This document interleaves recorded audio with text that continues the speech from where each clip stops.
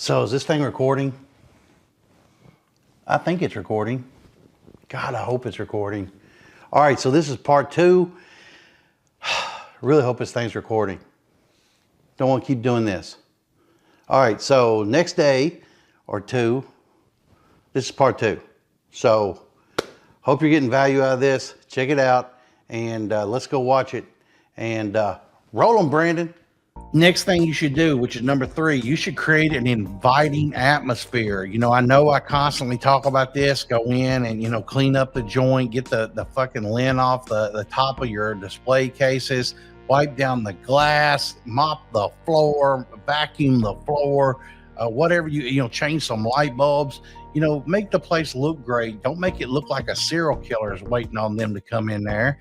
And if it smells funky in there and you got, some hippie deadbeat behind the counter that don't like to shower, man, you got to make a move, man. They got to do something else. And you've got to make that happen. And don't kid yourself about it, man. There may be time that you need to freshen a joint up and maybe, a new design, a new layout for the display cases for the whole store. It may be time to take some of that excess money, which there may not be very much of, but, you got probably a couple of younger guys in there with a strong back that can move some things around. Maybe y'all can roll some paint, you can definitely run a mop and mop that place up, and you can, sweep it up, get you a good vacuum, $89 at Big Lots, and just go at it, man. Clean that place up. That goes a long way, man, to creating a great atmosphere. But, maybe change out where the cases are, or if you can't move the cases, what if you move the stuff that's in the cases? What if you change the levels of the shelves? What if you place them a little higher, a little lower, here and there? And then, if you could do this, what would happen? Oh man, I can't find this. I have to look harder throughout the whole store, to find my ooze pins or where's the grinders? The grinders were right here. Oh yeah, we moved them over here. Oh, well, here, let me go over here. Oh, look at this. Wow, look at all these trays you got. I'll guarantee you all we had to do was move cases and it would spur sales every single time. It's ridiculous how well that works, right? So what about lighting? I showed you some videos where people had done the track lighting up above and they had more lighting in the cases, and they had, the Govee lights, and if you don't know what Govee is, look it up. Amazon sells a ton of them, but you can find cheaper alternatives to it. But the thing I like about Govee is it has an app, and you could, change your colors up, change anything you want about it. And my favorite part of it is it'll deal with like Google Home, and you can literally talk to your phone and it'll turn the lights on. It'll turn them different colors. It'll do a ton of things with it. But lighting can really create an atmosphere that really brings people together. And because we used to have black lights in our one of our stores one time, and man, people would come in there and they'd be like, wow, man, this is cool. Problem with black lights is it shows lint. Jesus, it was cool. But, in the cases, we'd have white light. So in all the cases, plus the black light would be shining down on them. So if it had red, reflective material inside of it, like in the flake or in the frit, you would see it. And that created a different atmosphere altogether. Music. I have always claimed that you put music in, music creates a vibe, whether it's EDM, whether it's rock music, hippie music, that 70s, 60s, 70s vibe. Maybe you've got a reggae feel for what you got going on. Now it's kind of popular to have rap in your store. And, I've been into very few that's got, heavy metal. And I've even been into some, man, like in the South, that's got country music playing, which I think that's a no-no for stores, because it's kind of, some of it's kind of depressing. And I guess you could probably get on the old Google machine and you could definitely curate on Spotify what you want. You could definitely do that. The store should be very inviting. It should be comfortable. There should be air conditioning. There should be fucking heat. You should always feel like, when you walk in from the outside, you feel a total temperature change. Although I have been into some places that when you walk into it, instantly you feel from the outside like the doors are open. So there's no real temperature change from the outside to the inside. And it just feels kind of common, which also is very inviting. It also makes you feel very relaxed because you're walking in, there's no change. I'm not going to freeze to death. I'm not going to burn up. When I walk back out, I'm not going to freeze to death. I'm not going to burn up. And so you're just going to be very comfortable. And, people, have the fans going, and, keep the air circulating. And, people during the summer and spring, they like that. It's kind of, I don't want to use the word beachy, but it is kind of beachy, it climatizes you. And so that's kind of nice. When the customer comes in, do you say, "Hey, how you doing, man? Anything to help you with?" Or do you just kind of give them, you're dealing with the customer, you don't even acknowledge them until it's their time, right? It's always their time, man. Nobody is going to be upset that you took from them and said, "Hey, man, give me a second. Hey, y'all, I'll be right with you." Or, "Hey, y'all, how you doing? Hey, I'm with this customer. I'll be right with you." Nobody's ever going to say, "Oh, you're an asshole because you didn't just run over there and deal with me." And if you get that customer, well, fuck him or her and tell them, "Okay, that's cool. Be out. Cool."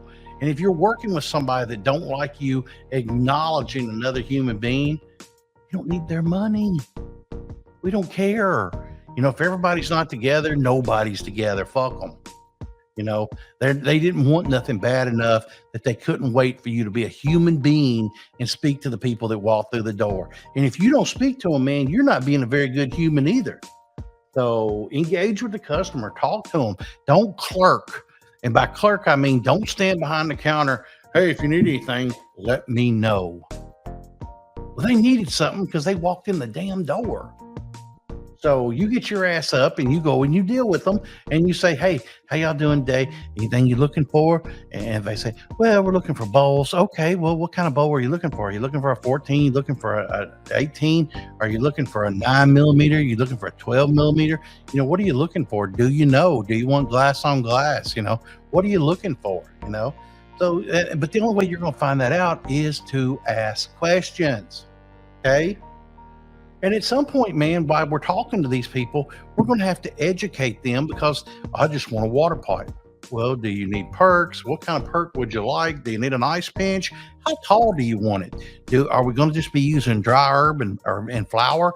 Or are we going to be using concentrates and oils? What are we doing? What's the plan here? Do you need both sets, a bowl and a banger? Do you need terp slurps? What do you need? What do you need? Well, I don't know. Now, here it is. You may have to educate the customer as to what they're really needing rather than in their mind that they've come up with a theory of what they need. You may have to direct them and show them and sell to them what they need. So education equals sales every single time. And if you're not doing it and you're saying, "Well, hey, man, I don't know enough about water pipes," get on the old YouTube and find out. Do you need an education of the different perks? Would that be something you're interested in? And if it is, let me know in the comments. Maybe I can do a video on it, And more importantly, if there's any way I could coach you, any way I could help you and create any kind of atmosphere for you, maybe you head on over to Chad Wade TV, sign up for coaching, get a weekly coaching call, or, it just depends on how you want to do it. We'll figure that out when you hit us up and you purchase it, whether you do it for 30 days, whether you do it for 90 days, whether you do it 180 days, whether you do it for the full year. And if you do that, we're going to be more intensive. And by the end of that year, you have invested in yourself for success. And I'm hoping that helps you. I'm hoping that helps create more sales. And I'm telling you, I will give you my all to help you with that. Otherwise, you're just going to be consuming these videos and we'll make them, you'll put them out. That'll be the way it is. And we'll see how it goes. Hopefully I can help you, But if it is, head over to chadwadetv.com and figure it out. Let's find something in there that'll work for you. Let's get into either a video conference, maybe a phone conference, or again, if you need full-time coaching, I'm your guy. I can help you with that. But let's get back to it. So, what about community involvement? Are you involved with the locals? I mean, do you have a company that maybe can sponsor a little league team? Can you put out there on one of the walls of the baseball field by the diamond? Hey, Joe Schmo's smoke shop, or cigars and more, or whatever, and can you put them up, and maybe you purchase the hats for the local little league team. How can you be involved in that? What about any kind of toy drives? Can you do that? What about a big brother and big sister thing? Is there any way you can get involved in that? What about the soups where you collect canned goods, for the homeless or for the needy or for the elderly?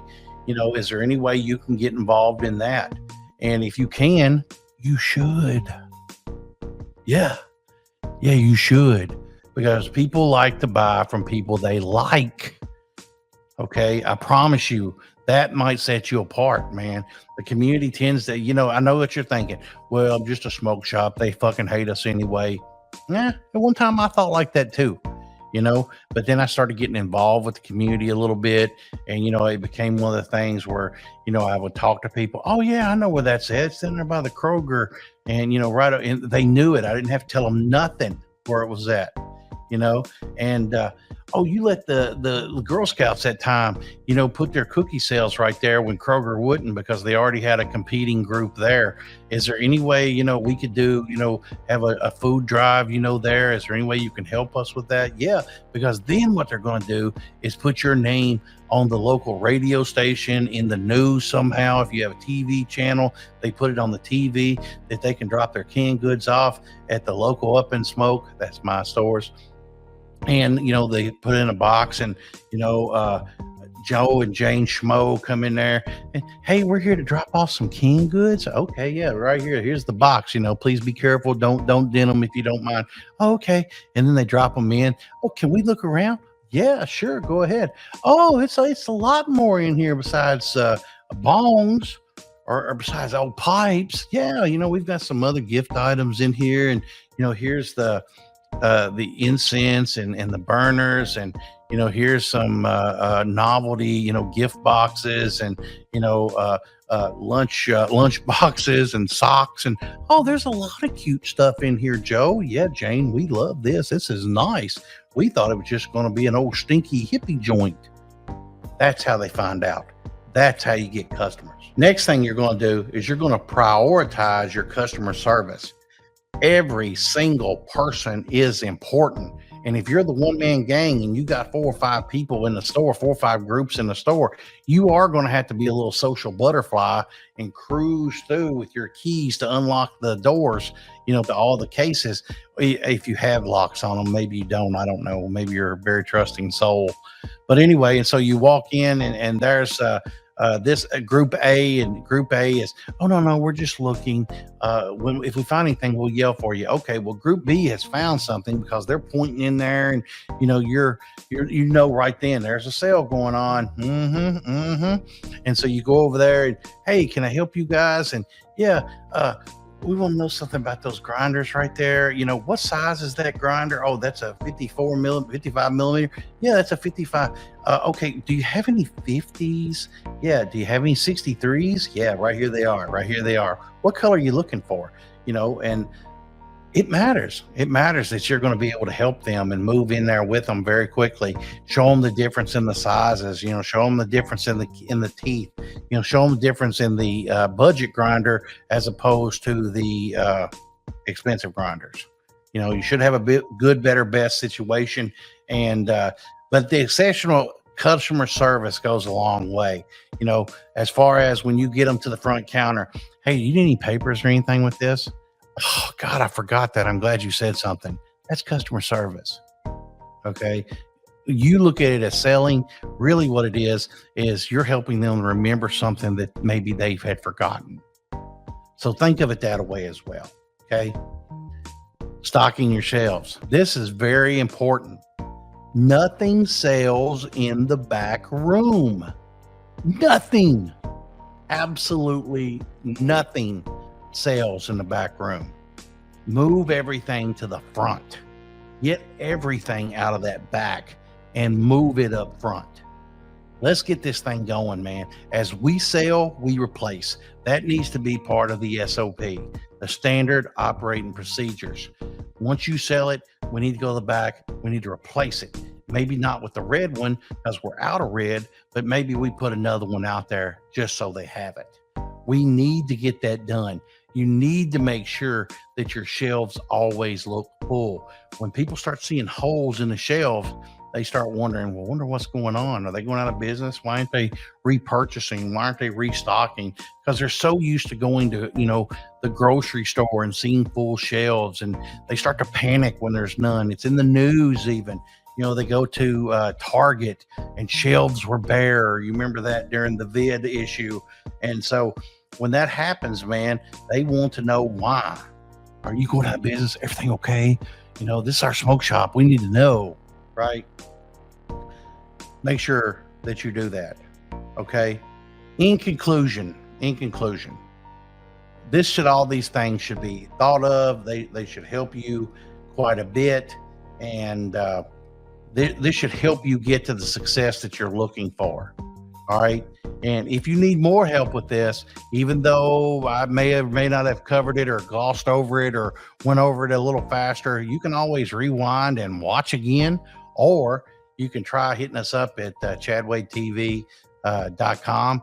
And you're looking for coaching. I'm looking to help you.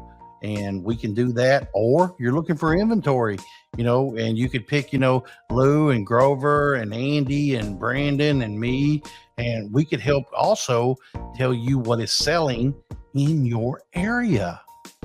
Yeah, that's possible, because we've got stores all over the United States. And if nothing else, we can at least tell them what's selling in your state, in your area of your state. And so hopefully, we can help you in some way. So head on over to unswholesale.com. Pick any of us. It really don't matter who. Everybody has had a number of years in the industry. And Lou and Grover have really been in the industry a long time, as long as Brandon and I have. And Andy is the young pup of the bunch, but he's been in it several years too. So, together, combined, we've got quite a bit. So if we can help you, that's great. Remember, though, chadwadetv.com, should you want coaching. If you need that, I'm here for you. All right. I'll catch you up next time. Remember, comment down below any questions you got. Hopefully I can answer them. If you're looking for links, let us know, down there. If you're looking for people to do some things like your rewards program, your POS system, comment down below. I'll find it for you. Let me know. Especially if you send me an email to askchadwade@gmail.com. So I liked it. That's part 2. Hope you liked it too. And, you like it? That's pretty cool too. That's part 2 and you like it too. That's pretty good. And I didn't even make that up. That just kind of flew out of my mouth. But if you ask my wife, a lot of shit flies out of my mouth. So, So anyway, maybe we should have left it in the full 30 minutes. And I just thought it was easier to digest. And, Brandon kind of did too. And so, but if you didn't like it, blame me, because I'm the captain of the ship. And you know what I always say, if you're the captain, you hit the iceberg, and history's always going to say it was your fault. So maybe it's my fault. But if you like this and you like the way we split it up, or if you felt we should have done it in a full, maybe I can talk Brandon into cutting out the inserts and stick it, all into one, and then release that as well and see what you think. And although maybe at a later date, who knows? We'll see. We'll see what happens. And hopefully, hopefully. Okay, so comment down below. Tell us if you like this, if you felt like this was good and you like this format better. And we're going to be doing a whole lot more stuff. I've got a whole list of shit we're going to be doing. Got a lot in my mind right now that we're free to do now that we're not monetized. All right, so talk to you later. Bye. I think I'll leave now.